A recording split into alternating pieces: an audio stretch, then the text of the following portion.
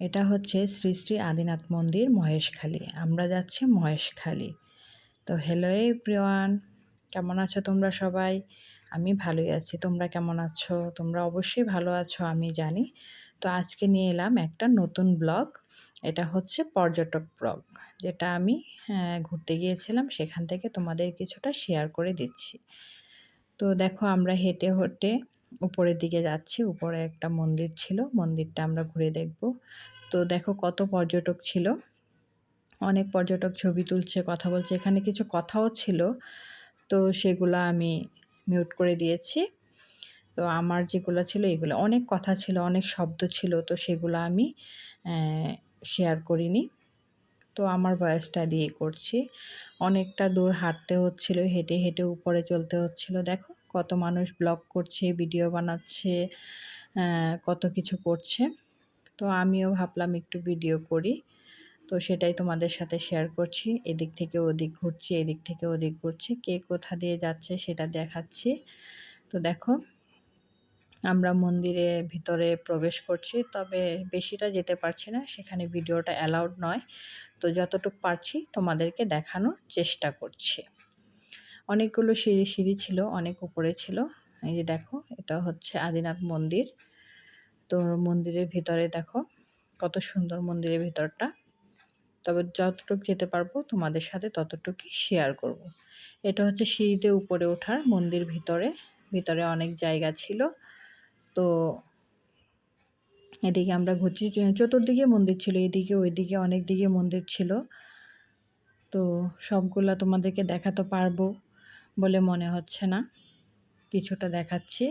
যতটুকু মানে restricted area আছে সবগুলোতে যাওয়া যায় না। দেখো ওইদিকে ঐতিহাসিক পটভূমি, মানে মন্দিরের সব কিছু এখানে লেখা আছে, কি আদি বিষয় যা আছে, কীভাবে কি তৈরি হয়েছে, কিভাবে মন্দিরটা এরকম হয়েছে, সব কিছু এখানে লেখা আছে। যেহেতু এটা পর্যটক এলাকা, সবাই পড়ে বুঝতে পারবে যে মন্দিরটা কিভাবে তৈরি হয়েছে। তো দেখো জায়গাটা কত সুন্দর, অনেক সুন্দর ছিল জায়গাটা। তো হেঁটে হেঁটে আমি যাচ্ছি। অনেকটা কষ্ট হয়েছিল এদিকে যেতে, তো তবুও তোমাদের সাথে শেয়ার করব বলে যেতে হয়েছে। তো দেখো কত সুন্দর। পুরো ভিডিওটা দেখবে, দেখে অবশ্যই জানাবে কেমন লাগছে মন্দিরটা, আর আমাকে লাইক কমেন্ট ও শেয়ার করে দেবে ভালো লাগলে। তো দেখো এখানে কি ছিল, এই যে দেখো এখানে একটা শিলা ছিল। এই শিলাটা তোমাদের সাথে শেয়ার করলাম। এটা হচ্ছে ভোলে বাবার শিলা।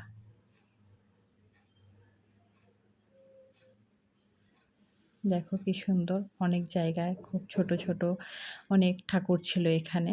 যতটুক দেখানো যায় আমরা ততটুক দেখানোর চেষ্টা করছি। যেখানে যেখানে ভিডিও বারণ সেখানে ভিডিও করা যাচ্ছে না। তো যেখানে ভিডিও করা যায়, ওই যে দেখো এখানে রাধা মাধব আছে, কত সুন্দর সিংহাসনের চূড়াটা, ভিতরে চূড়া সিস্টেম দিয়েছে। এটা আদিভাবে তৈরি, পরে উপরে মন্দিরটা করে নিয়েছে। এটা অনেক আগেই তৈরি ছিল। তো দেখো জায়গাটা কত সুন্দর। আমি তো যতই দেখছি মনোমুগ্ধকর হয়ে যাচ্ছি, পরিবেশটা এত সুন্দর ছিল।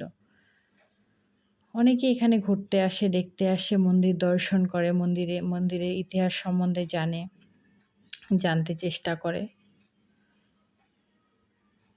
ওই যে দেখো কত সুন্দর। এটা কি ঠাকুর বলবে কমেন্টে, তোমাদের কাছে কমেন্ট জানতে চাই।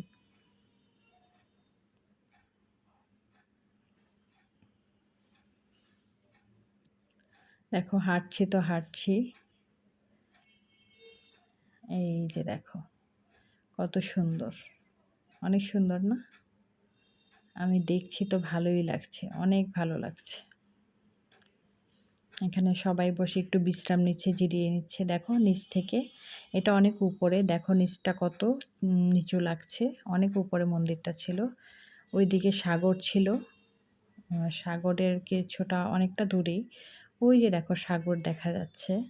তো তোমাদেরকে একটু জুম করে দেখানোর চেষ্টা করব।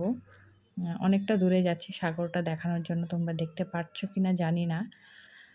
ওইদিকে সাগর ছিল, ওই যে দেখো কি সুন্দর না জায়গাটা, অনেকটা সুন্দর। আমরা অনেকটাই উপরে উঠেছিলাম।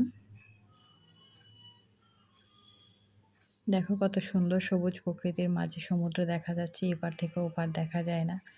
অনেকটা সুন্দর জায়গা।